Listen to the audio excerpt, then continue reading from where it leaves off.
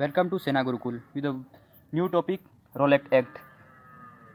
तो मेरा आपसे एक क्वेश्चन है, अगर आप अपने घर में आराम से बैठे हो, घूम रहे हो कहीं पे भी, और आपको पुलिस आए, आपके घर में कोई भी बिना वारंट, किसी भी प्रकार की कोई भी अथॉरिटी के बिना आपके घर में चेकिंग करे, आपको पकड़ के ले जाए, आपको कोई भी वकील, दलील और कोई भी जमानत ना होने दे, तो आपको कैसा फील होगा? ये आज नहीं, ये आज से कुछ साल पहले ब्रिटिश राज में ऐसी ही चीज़ें हुई है। उसे ही लोगों ने रोलेक्ट एक्ट नाम दिया था, उन्होंने रोलेक्ट एक्ट नाम दिया था। और ये एक्ट कहाँ से आया, स्टार्टिंग, बैकग्राउंड सब स्टार्ट करेंगे। सो आगे चलते हैं। ये पहले हम पढ़ेंगे इसका बैकग्राउंड क्या है इसका।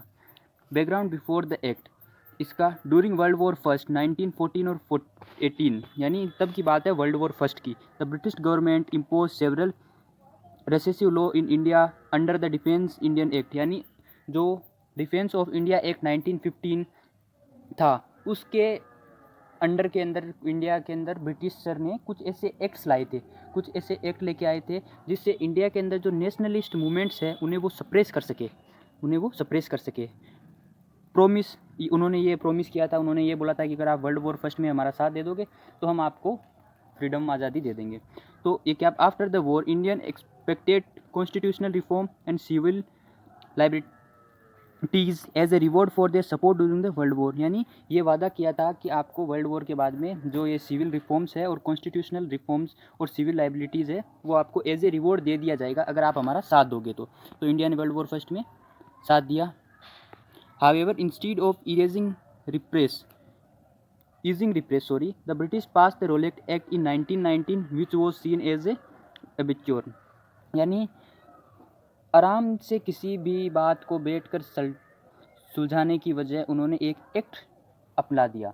उस एक्ट का नाम है रोलेक्ट एक्ट, वो 1919 के अंदर। और एक मैं बताऊँ, वॉयलेंस, गुंडागर्दी के तरीके से नेशनलिस्ट को जो मूवमेंट्स थे उनको सप्रेस करने के लिए। आगे चलते हैं। अब बात आती है, इतना समझ में आ गया बैकग्राउंड, वर्ल्ड वॉर फर्स्ट हुई थी तब से स्टार्ट हुआ है। मेरी आपसे रिक्वेस्ट रहेगी कि आप ये वीडियो, कुछ बच्चे हैं जो छोड़ के चले जाते हैं, प्लीज़ छोड़ के मत जाना, 1.5x पर देखना।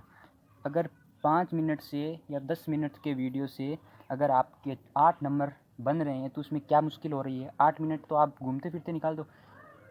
मैं ये भी नहीं बोल रहा कि आप ये करो वो करो, बस एक छोटा सा कमेंट करके चले जाना एंड में कि कैसा लगा रिव्यू। पहले से बेटर हम हमेशा ही करते आ रहे हैं और करते ही रहेंगे, इसी चीज़ के लिए हम जाने जाते हैं। तो what was the Rowlatt Act, also known as Black Act, ये ब्लैक एक्ट भी कहा जाता है। और ये क्या है, ऑफिशियल नेम क्या था इसका था anarchical and revolutionary crime act of 1919, ये इसका ऑफिशियल नेम था। ये बहुत से यूपीएससी के एग्जामों में डायरेक्ट क्वेश्चन पूछा गया है। इंट्रोड्यूस किसने किया था? सर सिडनी रोलेक्ट ने, तभी इसका नाम, जो इसके चेयरमैन थे रोलेक्ट कमेटी के, सर सिडनी रोलेक्ट, तभी इस एक्ट का नाम पड़ा रोलेक्ट एक्ट। इसके कुछ पर्पज़ थे, वो पर्पज़ क्या थे वो भी चेक करते हैं। Purpose to curb revolutionary activities and prevent anti British conspiracies, यानी कि जो रिवोल्यूशनरीज थे और जो ब्रिटिश के अपोजिट में थे, अगेंस्ट थे, उन लोगों को सुप्रेस करना, उन लोगों के ऊपर एक प्रकार से अत्याचार करना ही इनका मकसद था। आगे चलते हैं। मेन प्रोविज़न ऑफ एक्ट, यानी जो मेन प्रोविज़न है एक्ट के वो क्या थे, अब आपको दिख रहे हैं इधर ये लोग। अरेस्ट विदाउट वारंट, कोई भी वारंट नहीं चाहिए होगा, उसे अरेस्ट कर लिया जाएगा। Police could arrest any one suspected of terrorism without A warrant, यानी उन्हें अगर थोड़ा बहुत भी भनक हुआ, उन्हें लगेगा कि ये कोई टेररिस्ट है, तो वो उससे अरेस्ट कर सकता है। डिटेंशन विदाउट ट्रायल, कोई भी प्रकार का ट्रायल वगैरह कुछ भी नहीं, कोई भी चेकिंग वगैरह नहीं, मिनिमम 2 साल की जेल हो सकती है। नो राइट टू अपील, कोई भी प्रकार की जो अपील है कोर्ट के अंदर नहीं की जाएगी अगर ब्रिटिश ने उसे अंदर डाल लिया तो। ये press censorship, the government could suppress freedom of press, यानी फ्रीडम ऑफ प्रेस जो होता है कि हम कुछ भी बोल सकते हैं, या प्रेस का भी, प्रेस वाले कुछ भी नेशन के बारे में कुछ भी बोल सकते हैं, तो ये भी सप्रेस किया जा सकता है ब्रिटिश ने, क्योंकि उन्हें पता था कि यही सबसे बड़ी ताकत है। यही आज सोशल मीडिया इतना पावरफुल क्यों है, रातों रात कोई स्टार बन जाता है, रातों रात किसी की वैल्यू गिर जाती है, किसी की वैल्यू उड़ जाती है, तो because of this press, social media ही बोल सकते हैं। आज कश्मीर के अंदर हमला हुआ था और हमें हमला होने के 2 घंटे बाद में हमें पता चल गया था, बुरी तरीके से सोशल मीडिया पे बूम हो गया। क्यों हो गया? इसलिए हो गया क्योंकि we have social media.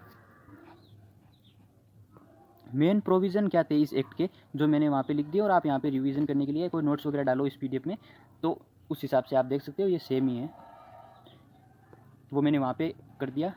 Explain, वरना मैं यहाँ पे साइड में कर देता। वाई इट वॉज अपोज्ड, ये अपोज्ड क्यों हुआ था? Against civil right and fundamental freedoms के था। कोई ऐसा तो था नहीं कि ब्रिटिश ने बहुत अच्छा काम किया और इंडियन पीपल ने उसका एग्रीमेंट को साइन नहीं किया या कुछ भी। ये सिविल राइट और फंडामेंटल फ्रीडम्स के एकदम ही अगेंस्ट था। Seen as a continuous of war time operation even after the war, यानी लड़ाई जो वॉर टाइम था उसके बाद में भी ये ऐसा माहौल बना रखा था जैसे कोई वॉर टाइम है। तभी भी जो ये एक्ट है वो 6 महीने बाद वर्ल्ड वॉर के एक्सपायर होना था, पर इन्होंने उससे पहले ये रोलेक्ट एक्ट कर दिया कि लगे हाथ इन रिवोल्यूशन जो इनके अगेंस्ट थे उनको रिवोल्यूशनरी उनको ख़त्म कर दिया जाए। All section of the Indian society saw it as injustice and authorities, यानी जो भी इंडियन सोसाइटी थे उन्होंने ये बहुत ही प्रकार का उन्होंने इसको इस प्रकार देखा कि उन्हें लग रहा था ये बहुत उनके साथ अनफेयर हो रहा है और उन्होंने एकदम राइट देखा। नेशनल प्रोटेस्ट रोलेक्ट सत्याग्रह 1919 के अंदर जो गांधी जी है इन्होंने सत्याग्रह किया। लॉन्च किसने किया? महात्मा गांधी जी ने। मेथड क्या था? Non violence civil disobedience movement, जिसे सत्याग्रह कहा जाता है। हड़ताल, स्ट्राइक लगाई थी, डेमोन्स्ट्रेशन वगैरह भी किए थे। डेट क्या थी? 6 अप्रैल 1919 को डिक्लेयर किया था। क्या डिक्लेयर किया था? ऑल इंडिया एज ए हड़ताल डे। ये बहुत इंपॉर्टेंट है कि जो 6 अप्रैल 1919 है इसको ऑल इंडिया को हड़ताल डे के रूप में बनाया गया था। मेरी आपसे रिक्वेस्ट है कि जो बच्चों को ये फील हो रहा है कि हम पढ़ नहीं पा रहे और नहीं पा रहे, ट्यूसडे को हमारी PYQ की एक बहुत ही बेहतरीन लेवल के 4 टॉपिक मैंने उठाए। मैंने टॉप 10 टॉपिक उठाए हैं, 10 टॉपिक, जिनमें से मिनिमम 10 क्वेश्चन पक्के हैं, 100% है। और मैं हर टॉपिक के 25 क्वेश्चन लेके आ रहा हूँ, यानी मैं 4 से 5 टॉपिक उठाए हैं मैंने, छोटे छोटे, बड़े बड़े 5 टॉपिक, उनमें भी कुछ सब टॉपिक्स है। तो मैं 50 क्वेश्चन लेके आ रहा हूँ ट्यूसडे को। क्लास अटेंड करना और रिव्यू देना, और आप खुद बोलोगे कि क्वालिटी कंटेंट क्या होता है, रियली के अंदर एक्सपीरियंस चीज़ क्या होती है।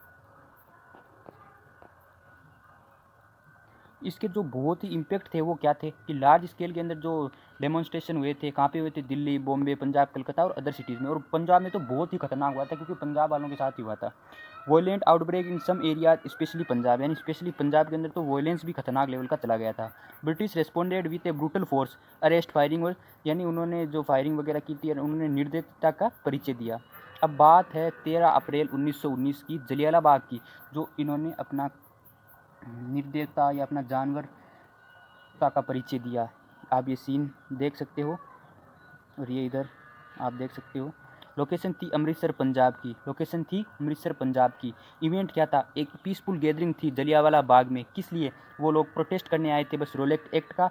और जो अरेस्ट हुए थे लीडर्स, 2 लीडर जो कौन अरेस्ट हुए थे, अगर मोर की बोलने की अगर साउंड आए तो आप उसे इग्नोर करना, क्योंकि आपको ये मेरे वाले सुनोगे तो काम आएंगे।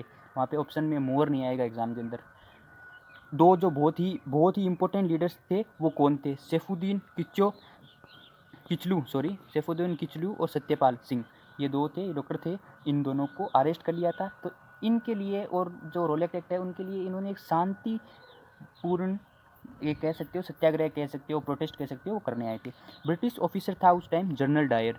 Order firing without a warning to the crowd, यानी वो बाग कुछ इस प्रकार था कि उसके अंदर घुसने का एक ही रास्ता था और बाहर जाने का भी यही रास्ता था। यहाँ से ब्लॉक करवा के मिनिमम 2-3-4 हज़ार लोगों को इन्होंने यहाँ पे, औरतें, बच्चे, सबको ओपन फायर करवा दिया और उनको बुरी तरह से मरवा दिया। कैजुअलिटीज़ को जो इन्होंने ओवर 1000 किल्ड, 1000 इंजर्ड, और 1000 किल हुए, 1000 इंजर्ड हुए। लोग भाग भाग के कुओं में गिरने लगे कि कम से कम हाथ पैर टूटेंगे, मरेंगे तो नहीं ना, पर वहाँ पे भी उन्होंने मार दिया। Official British figure much lower, और जो ऑफिशियल ब्रिटिश फिगर था वो बहुत ही कम था। ये क्या था? ये बहुत इंपॉर्टेंट पॉइंट लिखा है मैंने यहाँ पे। This was the turning point, national wide anger, पूरे विश्व के, पूरे देश के अंदर एंगर का इश्यू हो गया। Loss of faith in British justice, यानी पहले उन्हें थोड़ा बहुत फेथ था ब्रिटिश जस्टिस के ऊपर कि ये सही हो सकता है, पर अब उन्होंने ये विश्वास भी खो दिया था। And D of freedom movement, और उन्होंने क्या किया था कि अब फ्रीडम का मूवमेंट को कुछ एक नई दिशा या कुछ और मिलने जा रही थी। एंड और repeal of the act, and क्यों हुआ? Due to massive criticism in India and the international condemnation, the British realize the act was a failure, यानी अब उन्होंने ये नहीं सोचा था कि जो इंडिया के लीडर्स थे और वर्ल्ड वाइड उन्हें इतनी डिफेम हो रहे थे वो, कि उन्होंने सोचा कि ये मूवमेंट सप्रेस नहीं, ये बहुत बड़ी बात हो गई और ये एक बहुत बड़ा फेलियर है इनके लिए। Gandhi withdrew the Rowlatt Satyagraha after violence escalated, Gandhi ji ने जो सत्याग्रह है वो विड्रॉ कर दिया क्योंकि बहुत से लोग थे, उन्होंने बोला कि अब ऐसे काम नहीं चलेगा, क्योंकि जिस भाषा में ब्रिटिशर्स बात कर रहे हैं उस भाषा में ही हमें बोलना होगा। तो गांधी जी तो वैसे वायलेंस पे विश्वास नहीं रखते थे, तो उन्होंने छोड़ दिया इसे। Rowlatt Act was officially repealed on और 22 को ऑफिशियली रिपील्ड हुआ था वो। अभी मैंने ये शॉर्ट्स की जो थ्योरी बना के लाया हूँ। Year 1919, official name anarchical and the revolutionary crime act. Chairman कौन था? सर सिडनी रोलेट था। पर्पज़ क्या था? Suppress revolutionary activities, protest Gandhi ji ने किया था। नेम था रोलेट सत्याग्रह। मेजर इंसिडेंट कहाँ पे हुआ था? जलियांवाला बाग में कब हुआ था? 13 अप्रैल 1919। जो रिपील ईयर थी वो क्या थी? 92। अब आप इससे क्या है, ये है शॉर्ट समरी। क्या है ये? Short summary. अगर आपको ये पसंद आए तो आप, मेरी रिक्वेस्ट है आपसे, आप सब्सक्राइब करना और शेयर करना। आगे चलते हैं। जो वर्ल्ड वॉर टू का टाइम था, वर्ल्ड वॉर फर्स्ट का टाइम था, तो ये मैंने एक छोटा सा वो बनाया है आपके लिए, बढ़िया सा, बहुत ही बढ़िया सा मैंने ये माइंड में बनाया। जैसे रोलेट एक्ट है, उसके प्रोविजंस क्या थे? World war first, betrayed of the, जिन्होंने प्रॉमिस किया था वो प्रॉमिस तोड़ दिया उन्होंने। इम्पैक्ट क्या थे? अरेस्ट किया बिना वारंट के, कोई प्रेस को, वो सबको सुप्रेस कर दिया। इन्होंने अपना फेथ वगैरह सब छोड़ दिया। यहाँ पे रोलेट सत्याग्रह किया गया, जलियांवाला बाग इंसिडेंट हो गया और नेशनल वाइड ये हो गया, अरेस्ट किए गए बिना वारंट के, प्रेस सेंसरशिप वगैरह। या फास्ट डिवीज़न के लिए काम में ले सकते हो उसे।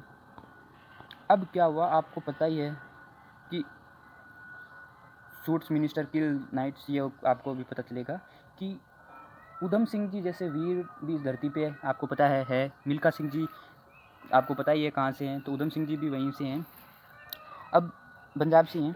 अब मैं बताता हूँ आपको कि जो असिसिनेशन ऑफ माइकल ओ डायर 13, अब उसको लंदन भेज दिया गया, डायर को उसको लंदन भेज दिया गया और वहाँ पे कोई उसको वो अपना काम कर रहा था। 13 April 1940, location Caxton Hall London.